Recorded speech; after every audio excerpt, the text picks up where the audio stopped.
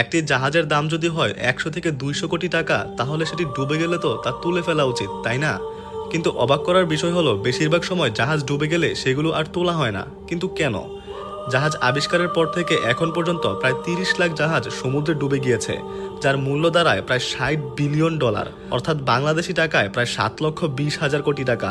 এত টাকা আপনার কাছে থাকলে কি করতেন? কমেন্ট করে জানান। যাই হোক, এত দামি জাহাজগুলো কেন ফেলে রাখা হয়?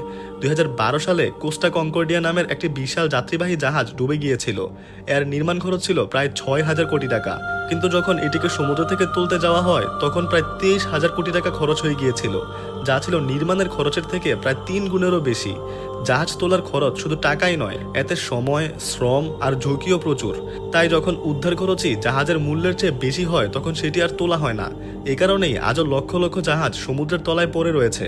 এরকমই আরো ইন্টারেস্টিং ভিডিও পেতে ভিডিওতে লাইক দিয়ে আমাদের চ্যানেলটি সাবস্ক্রাইব